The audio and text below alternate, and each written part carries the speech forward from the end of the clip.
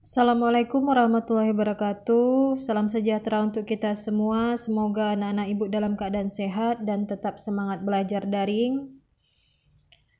Untuk materi bab 6 memang belum ibu buat videonya, baru hari ini ibu buat karena ibu lihat yang melihat di YouTube ibu hanya sedikit. Ibu kirain kalian tidak perlu penjelasan, makanya ibu tidak buat lagi. Ternyata banyak sekali yang japri ibu dan menanyakan bagaimana ini karena tidak paham. Jadi ibu bikin lagi videonya ya, untuk penjelasan bagaimana materi bab 6 ini. Ini adalah teorema Pitagoras. Teorema Pitagoras itu adalah aturan matematika yang digunakan untuk mencari salah satu panjang sisi segitiga siku-siku. Oke, perhatikan ringkasan materi ini. Ibu lebih suka menggunakan buku paket mandiri ini ya, karena dia lebih lengkap rumus-rumusnya, tidak bertele-tele, langsung ke rumusnya langsung dan keterangannya. Ini ada gambar segitiga, nak, perhatikan. Segitiga siku-siku. Di sini ada segitiga siku-siku ABC. Ya. Nah, sisi yang paling panjang pada segitiga siku-siku itu adalah sisi miring. Coba dilihat sisi BC ini, BC atau sisi A ini, A kecilnya, itu adalah sisi yang paling panjang atau hipotenusa. Sedangkan sisi siku-siku yang lain lebih pendek daripada dia. Sesuai dengan teorema Pitagoras, maka berlaku rumusnya adalah A kuadrat sama dengan B kuadrat tambah C kuadrat. Ini artinya untuk mencari sisi panjang, sisi yang paling panjang atau sisi miring, itu rumusnya ditambah dengan cara mengkuadratkan semua sisi yang ada pada segitiga siku-siku. Itu rumus awalnya ya. Jadi bagaimana dengan untuk mencari B dan untuk mencari C? Nah, karena A adalah sisi yang paling panjang, sebentar.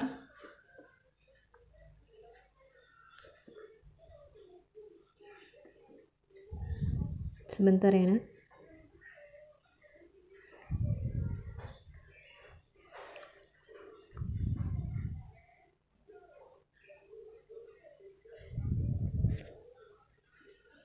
Oke.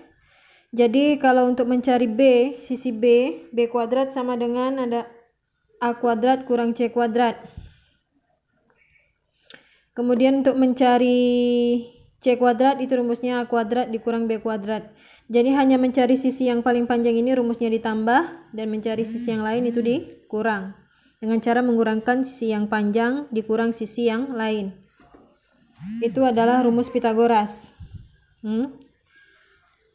Nanti kita lihat contohnya ya. Kemudian triple Pitagoras, itu materi yang kedua.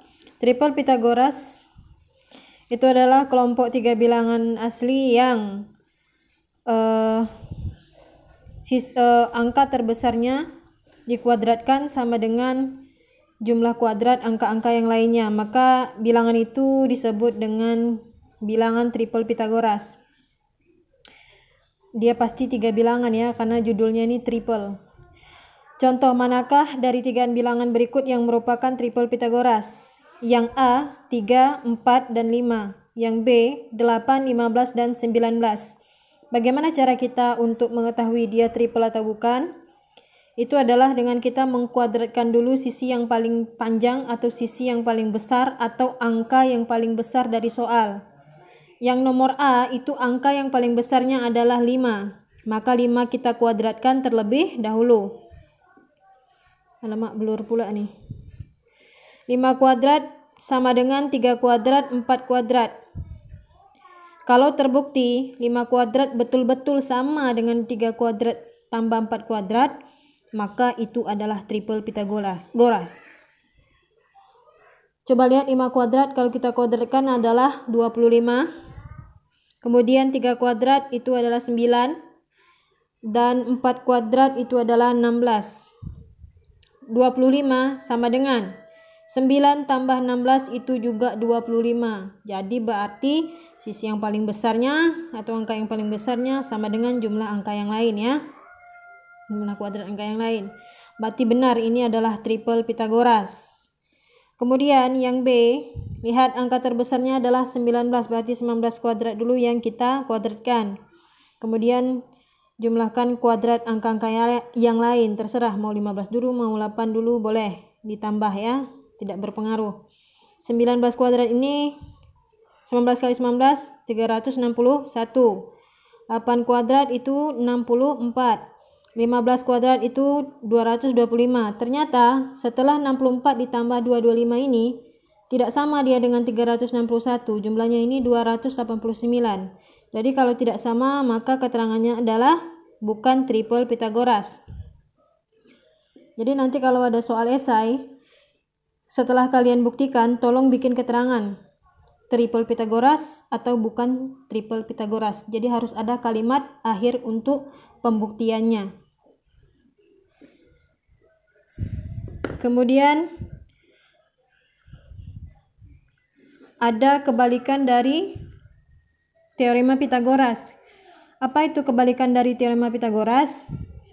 Nah, apabila jumlah angka yang terbesarnya itu tidak sama dengan jumlah angka yang lain, dia bisa lebih kecil atau dia bisa lebih besar, maka itu bukan segitiga siku-siku. Coba lihat ya, kalau segitiga siku-siku itu apabila A kuadrat sama dengan B kuadrat tambah C kuadrat, maka segitiganya adalah segitiga siku-siku. Kalau A kuadratnya lebih besar dari B kuadrat tambah C kuadrat, maka segitiganya adalah segitiga tumpul. Kemudian apabila A kuadrat sama dengan B kuadrat tambah C kuadrat, maka segitiganya adalah lancip. Jadi A ini tetap angka yang paling besar, baru yang B dan C ini angka yang lainnya atau angka yang lebih kecil dari A. Cara mencarinya seperti itu. Yang kemarin kalian catat ringkasan materi ya. Kemudian yang materi terakhir adalah Pitagoras pada segitiga istimewa. Nah, kenapa dia disebut segitiga istimewa? Karena dia mempunyai sudut khusus. Dengan sudut khususlah kita bisa mencari panjang sisi yang lain. Kalau dalam teorema Pitagoras tadi yang pertama harus ketahui dua sisi dulu baru bisa cari satu sisi yang lain. Nah, kalau Pitagoras ini segitiga istimewa ini tanpa perlu mencari dua sisi, satu sisi saja sudah cukup, bisa mencari dua sisi yang lain ya. Sebentar, kita coba lihat contoh soal. Oh ya, ibu pernah kasih contoh soal contoh soal pula. Pernah ibu kasih soal 2 ya, 2 soal tuh. Ini dia. Banyak yang bertanya, Bu, apa yang perlu dinyatakan Y dalam dua sisi yang lain, Bu? Saya nggak paham, Bu, apa maksudnya. Kita disuruh buat rumus, sayang. Rumusnya rumus yang untuk mencari sisi Y-nya.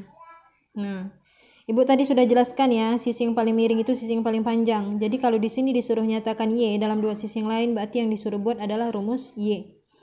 Oke, bentar ya.